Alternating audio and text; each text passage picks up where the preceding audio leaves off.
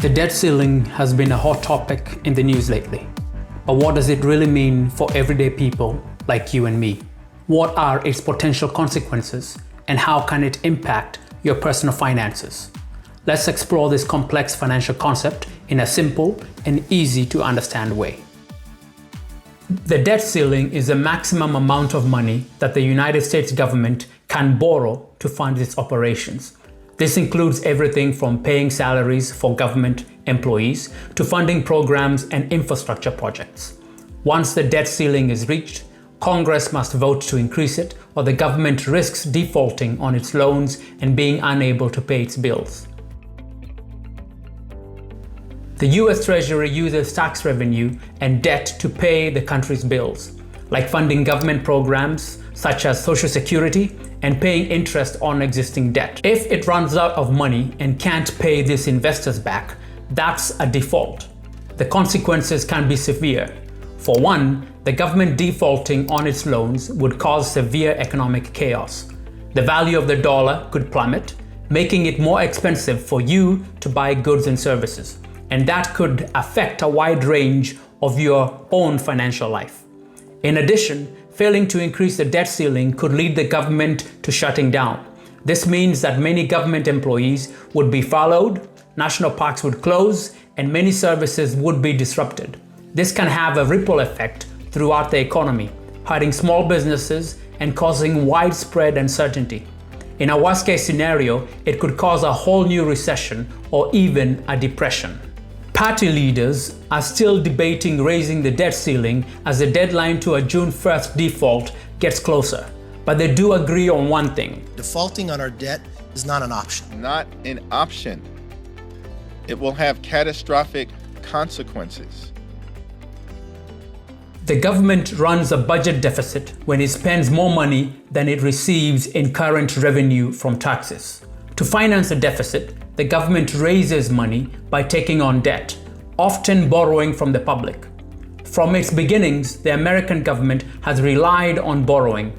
Even before the adoption of the Declaration of Independence, the Continental Congress issued bills of credit to finance the Revolutionary War in 1775.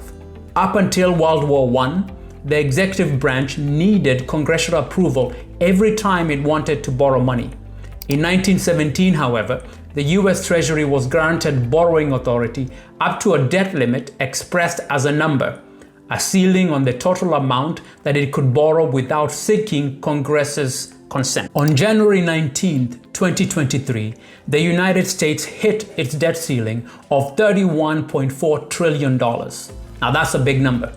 When the debt ceiling is reached without an increase in the limit having been enacted, the US Treasury resorts to extraordinary measures, or rather, accounting gimmicks, to temporarily finance government expenditures and obligations until a resolution can be reached.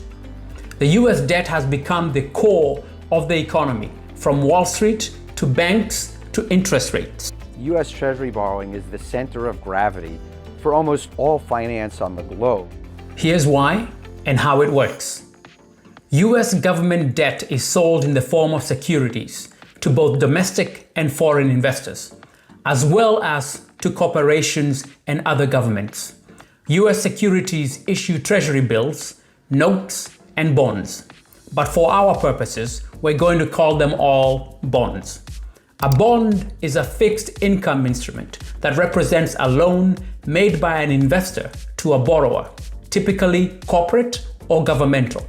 Bonds can be given out by cities, banks, corporations, because a bond is basically an IOU between the lender and the borrower that includes the details of the loan and its payments.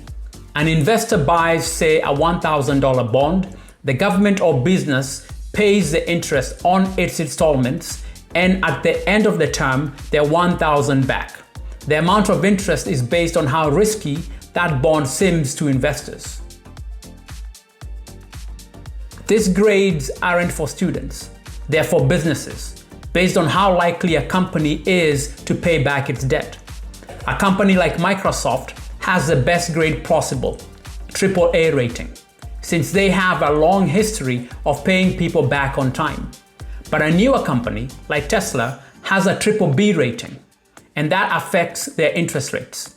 Microsoft pays its investors a 2.5% interest, while Tesla, on the other hand, pays a bit more at 5.3%. The riskier the grade, the higher the interest rate. In other words, the higher the risk, the higher the reward. Investors are always calculating what's the extra return I want for the extra risk I'm taking. A lot of investors will ask, what is the return I would get if there was no risk at all? And their answer to that question has always been to look at the US Treasury bond. The US Treasury is seen as the safest and soundest borrower on planet Earth. This is why it's considered a benchmark for all investments. A benchmark is really the base off of which a lot of other borrowing is done. A lender will want to have something larger than that benchmark. That's considered to be the lowest possible rate. If the US Treasury is issuing at 4%, then corporate bonds or mortgage bonds or other governments might issue at 5% or 6%. It's kind of like the sun. Everything revolves around that benchmark, that US Treasury rate. It's just always expected that the US Treasury is going to make good on its debt. The worst case scenario is if Congress doesn't raise the debt ceiling and the US is unable to pay investors on time and actually defaults. Then US bonds, the benchmark, would be proven unsafe investments. If the value of the bonds goes down, these financial portfolios would too. Investors would demand higher interest rates for their higher risk, and that would raise interest rates for everyone. When there is no confidence that the benchmark is going to be paid off, it creates uncertainty in financial markets. And where there's financial chaos, very often companies lay people off. So everybody has a stake in this.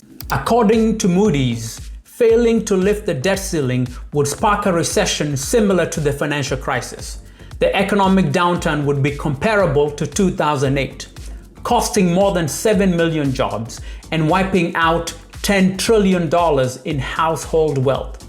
The fallout would be catastrophic, especially since the US is still recovering from COVID. To avoid this scenario, the House, the Senate, and the White House must agree to raise the debt ceiling before the June 1st deadline. Many experts call it a game of chicken, but a game where we all lose if they don't raise it before the clock runs out. Stay tuned for more additional information on this and other topics, and feel free to check out my other videos for additional guidance on any of the points we addressed today. Thank you, and see you next time.